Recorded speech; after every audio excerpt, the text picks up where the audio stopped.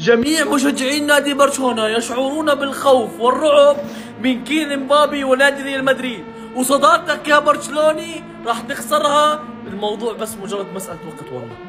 والله يا برشلوني صداقتك مؤقتة، وبس الموضوع مجرد مسألة وقت. ريال مدريد عاد للطريق الصحيح، وعمي يا تشابي الونسو، يا عم كل مدربين العالم، يا حبيب قلبي انت، وراح يرجع الريال وياخذ الصدارة. مبابي راح يكون اكبر كوابيسك يا برشلوني. الصدارة قريبا للريال، وبتشوفوا رجعنا للطريق الصحيح. اصحينا. لقطة مثيرة للجدل، مشجعة من تلكو بالباو خلال مباراة ضد ريال مدريد سوى حركة غير اخلاقية على فيني، وطبعا فيني يرد بالملعب، سوى لها 3 كافي لو بعد. صح، كافي 3 لو بعد، تردين بعد؟ ألف مبروك مدردسة تحقيق الانتصار المهم بعد 3 تعثرات. والله العظيم هذه أفضل مباراة لمدريد من مدى الموسم. ويا جمهور البرشا، احذر القادمون من الخلف، احذر مدريد، لو تطير للسما راح يجيك مدريد، راح نلحقك. قبل ما اكمل يا اخوان، عشان تشوف جميع الدوريات وجميع المباريات ومباريات فريقك وكأس العرب بأعلى جودة وبدون تقطيع، الرابط في البايو وكود الخصم A44. اللاعب الأكمل في العالم، البلندوري القادم من الحين حسمت، خذوها من عندي. مبابي البلندوري القادم، راح يجيب الدوري الاسباني، وراح يجيب دوري الابطال، وممكن يجيب كأس العالم. نقول الحمد لله عودة العلاقات ما بين فينيسيوس وتشابي الونسو، واتت ثمارها. 3 نقاط، 3-0، مباراة ولا أروع. بإذن الله القادم أجمل لمدريد، واشتقنا للبرنابيو.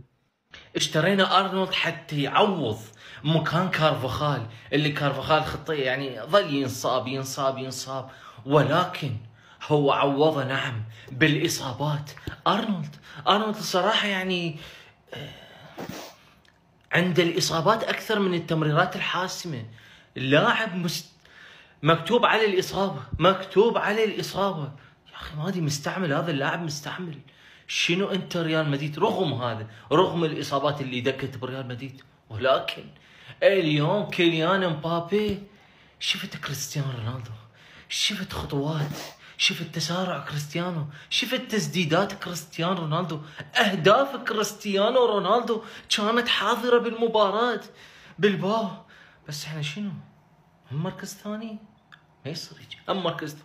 سابقا وحذرتكم من كيليان مبابي، قلت لكم لا تخافون من كيليان مبابي، بس احذروا من كيليان مبابي. 16 هدف في الليغا الاسبانيه، يتصدر هدافين الليغا الاسبانيه، اقرب واحد له هو فيران توريز عنده 8 اهداف، وكيليان عنده 16 هدف، والعداد جاري يا كيليان مبابي.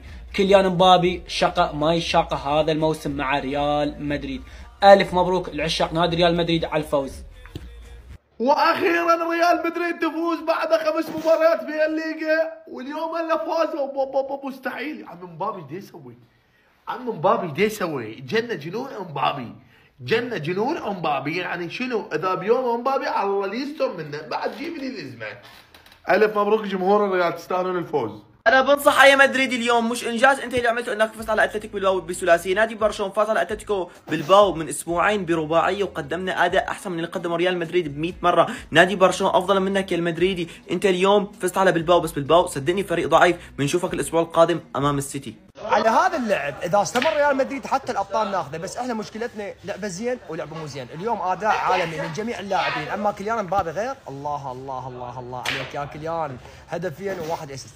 ادائنا يخبل اليوم، ان شاء الله يستمر الفريق على هذا النمط وهذا الاسلوب وهذا النمط. هلا مدريد والف مبروك مدريدستين. جميع انواع الاصابات اللي تمر على العالم مرت على برشلونه هذا العام في 15 جوله. تبغى اصابه في الركبه موجود، تبغى اصابه عضليه عد واحصي، تبغى عضله الساق وذات الراسين وما نعرف ايش، هذه نصبح عليها كل يوم عادي ننام نمسك. تبغى امور نفسيه، عندنا حردانه في بيت اهلها زعلانه. مرض، عندنا ديونج، يا هو مريض يا زوجته جاب عيال بتلجنا، والكثير حمى واسباب شخصيه واسباب ما يعلم فيها الا رب العالمين. متاخرين ب5 نقاط في الدوري، وخصمنا المباشر عنده 8 بلنتيات في 14 جوله يا ساتر، واغلب المباريات غش وفساد وننظلم فيها. ثم ايش؟ فريق فليكس تعيد الصداره، يلجم الجميع بعد كل الانتقادات. نعم هذا الشيء ما تلقاه في فريقك، فقط في برشلونه الفخر. وشل شوف امبابي من فين سجل، لا اله الا الله، صاروخ عابر للقارات، مدمر مرعب مفجع، لا اله الا الله. تعرفوا لو حذفنا امبابي الموسم هذا من نادي ريال مدريد تعرفوا انه يصير مركز ريال مدريد الثامن؟ شوف الاحصائيه المرعبه اللي مسويها، لعب 23 مباراه سجل 30 هدف صنع 6، غير الصاروخ اللي سجله الهدف الاول راوغ لحاله وسجل لحاله، وكالعاده الامباب رجل المباراه وتقييمه 9.4. انا عارف صراحه احنا الموسم هذا لو من دونك ايش كان صار فينا. لا تنسى تدق الفوز لانه لسه ورانا اخبار ريال مدريد نقولها لكم. نحب نبارك لجماهير مدريد فوزهم على بلباو، والله بصراحة مدريد يا اخوان مسخر بلباو، قلبهم مسخرة بصراحة، يضحك عليهم بالملعب، فازوا عليهم 3-0. بس مبابي يا اخوان الجول الثالث اللي سجله مش طبيعي. الف مبروك جماهير مدريد، تستاهلوا المركز الثاني، قصدي تستاهلوا الفوز. الف مبروك جماهير مدريد.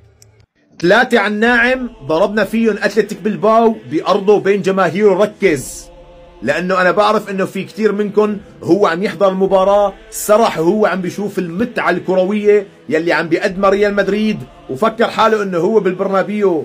لا يا حبيبي، انت بملعب من اصعب ملاعب الليغا يلي هو ملعب الصمامس. 3 على الناعم، اداء ونتيجة. ريال مدريد مرعب، ريال مدريد خيالي. بتمنى الاستمرارية بهذا الاداء والثبات على التشكيلة، بس بتمنى ارنولد وكامافينجا تكون اصابتهم عادية، لانه اثنين طلعوا للاصابة. لنستنى ونشوف الونسو شو راح يحكي وشو راح تجي التقارير الطبية وتقول، بس اتوقع انا كامافينجا اصابته عادية، بس الخوف من اصابة ارنولد. يا رجل كارفخال مصاب وهلا ارنولد. نرجع لفالفيردي ظهير ايمن، يعني والله العظيم كان عامل ثنائية رهيبة هو وارنولد. خلينا نشوف التقارير شو بتقول وبوافيكم بالاخبار اول باول.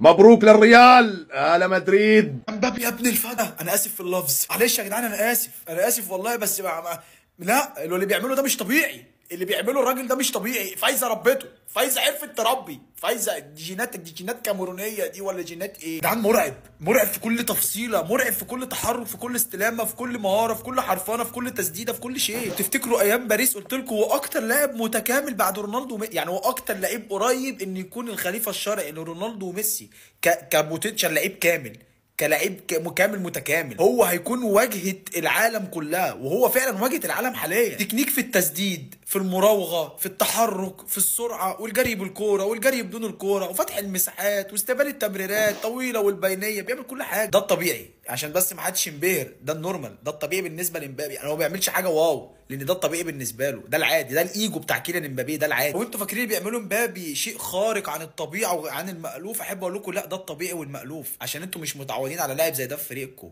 بس مش اكتر. احب اقدم لكم افضل اداء فردي في العالم موجود حاليا. من سنين ما شفناش الاداء الفردي ده، حرفيا من سنين، عن اي حد في العالم حاليا بسنين ضوئيه، مع احترامي لكل اللعيبه، هاري كين، هالاند، يامال، اي لاعب موجود في العالم حاليا هتشوفه كويس، امبابي افضل منه بمراحل. تسالني ليش ريال مدريد قدم مستوى مرعب وكيف فاز اليوم على اتلتيكو بلباو 3-0 وبالرحمه والرأفه المفروض 5 و6؟ هذا يا اخوان اللي فرق، الروح رجع. تشوفوا اليوم فينيسيوس وتشافي الونسو يحضنوا بعض، الفريق تحس رجع. ثاني حاجه تشافي الونسو دخل بالتشكيله الواقعيه، ما في اردا جولر وبيلينغهام مع بعض، ما في نخسر خط الوسط. الحمد لله. شوفوا اليوم المستوى والاداء والتشكيله ومستوى الفريق كيف. واليوم ارلند سوبر ستار في تحويل اللعب يا اخوان، مرعب وخرافي. اما ما شاء الله امبابي حتى صار يتدرب على الرقصات. طبعا امبابي نزلت لكم اياه في مقطع لحاله، فلا تنسى تدق الفولو. هذا المستوى اذا ريال مدريد استمر حناخذ الصداره من برشلونه وحنرجع نفرق يمكن ب6 و10 نقاط.